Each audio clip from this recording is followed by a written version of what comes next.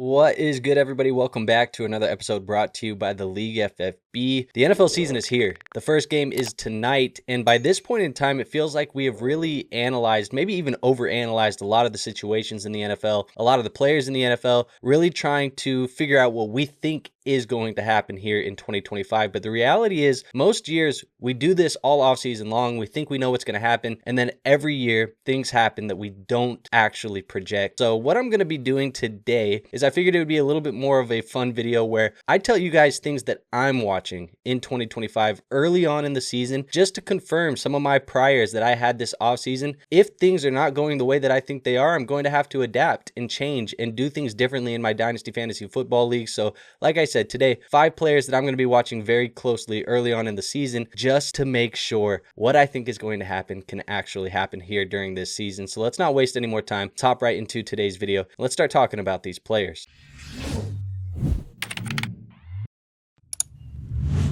All right, so the first thing that I'm going to be watching here this year is going to be if we get that Marvin Harrison Jr. breakout. Now, obviously, we all are kind of projecting this year 2 step forward. He was a prospect that we all really loved coming out of the 2024 NFL draft class. We all called him generational, and maybe a lot of that was because of the name that he came into the NFL with, being related to Marvin Harrison. But I think at the end of the day, this is a player where the usage was very weird in 2024. It felt like they didn't really use Marvin Harrison Jr. to some of the strengths that he had that were on his prospect film, and a lot of it was just very funky.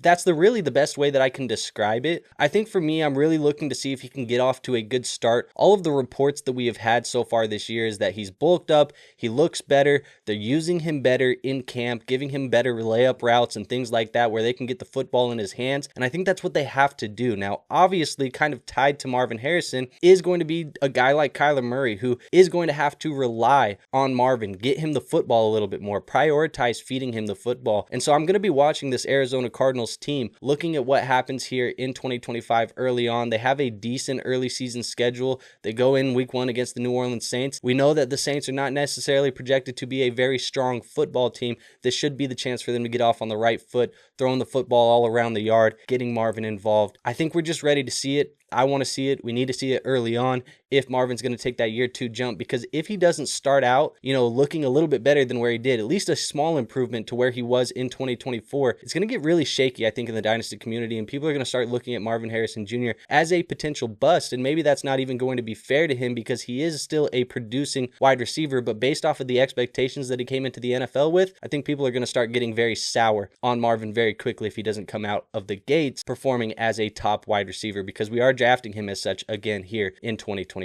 Now, if you guys have been around the channel for a while, another player I'm probably going to be watching is going to be Bryce Young of the Carolina Panthers. Now, Bryce Young is a player that I was very high on in his draft class as well. I thought he was a very, very accurate quarterback. I thought he was a good prospect. Obviously, the undersized, some of the things that came out with that, people were worried about, but it didn't start out hot for Bryce Young. But the back half of the year last year with Dave Canales, it started to look really good. It seemed like he was getting his confidence back, like he was kind of getting back together and looking like the prospect that I thought he was coming out of that draft class. You see the last 5 games for him there, almost 2 touchdowns a game, not really throwing the football away to the other team, 200 passing yards. These aren't like game-breaking numbers, but they are numbers that are very startable for the NFL, and obviously he was still performing and he was still fantasy football relevant. I think a big part of what I'm excited about for Bryce Young this year is obviously building upon what he had, but also the addition of Tetairoa McMillan, who is my number 1 wide receiver in this class. I've been the most excited about Tetairoa McMillan. I think he truly can be a difference maker in this offense, and I think this is a potential, yes, I'm going to say it, all-pro type of talent at the NFL level in McMillan, who can be an elite number 1. So looking at this offense, looking at Bryce Young, looking at Ted McMillan, I think they have a very good early season schedule for them to keep building and stacking upon the back end of last year for Bryce Young. And that's going to be something that I'm watching very closely, because if Ted comes out hot, if Bryce comes out hot, I think we should be buying in very early, because these could be 2 players that are definitely much, much more valuable at the end of the year than they are currently going into the season. Now, another player that I'm going to be watching is going to be Caleb Williams for the Chicago Bears. I think all eyes are going to be on Caleb Williams. We know this season the addition of Ben Johnson has brought a lot of eyes to Chicago in general. Caleb Williams not looking the greatest last year, and I don't think he looked bad. A lot of people will tell you he looked bad. I don't think he looked bad. It's just the reality of, again, kind of like Marvin Harrison Jr., the expectations set upon him coming in as the number 1 overall pick. It did feel like he was just not giving you what you wanted. And that's fair. That's a fair analysis. I think Caleb Williams is a player that I will be watching very closely. Obviously, he starts week 1 against my Minnesota Vikings, and that defense is going to be very tough for Caleb. He's going to be under a lot of pressure very, very early on in this game. But I think just as much as I like Caleb Williams and as much as I think he's going to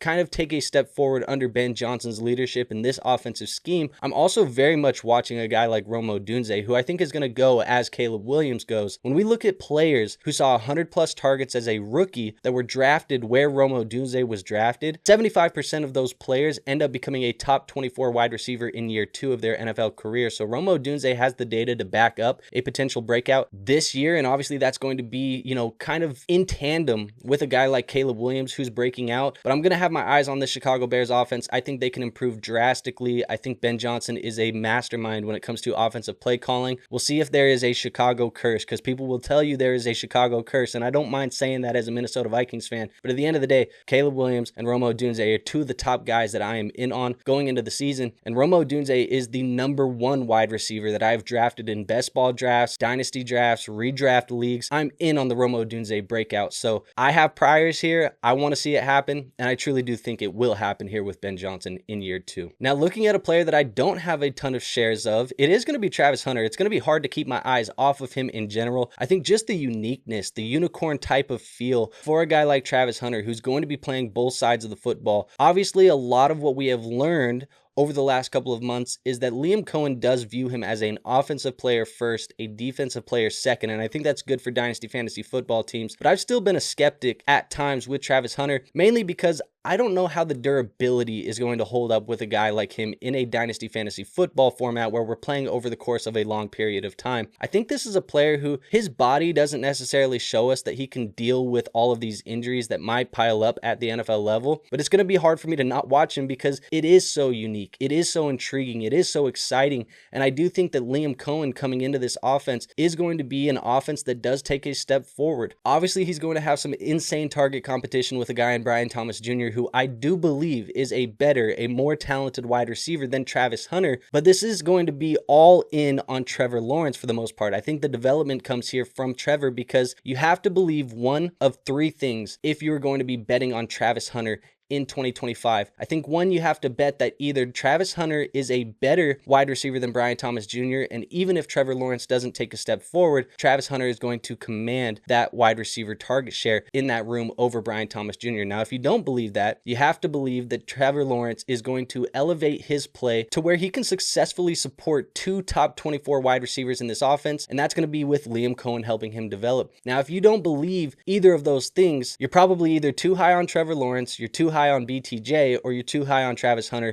and it's one of those 3 players because Trevor Lawrence is only going to be able to support one guy potentially in this offense. And I think that last part is really where I am leaning with this. I don't believe Trevor Lawrence is going to elevate entirely to a point where he can support 2 of these top elite wide receivers in fantasy. Liam Cohen is good, and I think Liam Cohen is a very solid play caller. I don't know if I'm super confident in Trevor Lawrence, and I'm willing to be wrong because I have Trevor Lawrence in a lot of leagues. I think he's a player that has just been a little bit undervalued. It's hard because even the Liam Cohen addition hasn't really improved his fantasy value. It feels like people really want to see him do it before we really crown him as a potential breakout or a potential player whose value is going to increase. So I haven't been able to sell a lot of my Trevor Lawrence shares despite the fact that he's gotten Travis Hunter and despite the fact that he's gotten Liam Cohen. But I think that's going to be really what I'm watching here. Travis Hunter, obviously the unicorn ability to play both sides of the ball, but how much is Trevor Lawrence going to be elevated by Liam Cohen, and can he support 2 of these top receivers? Because I really do like Bryant Thomas Jr., and I think he right now is the only safe asset in this offense. And now my last player, obviously you guys know I'm going to be watching JJ McCarthy. JJ McCarthy is a player that I've been very excited about.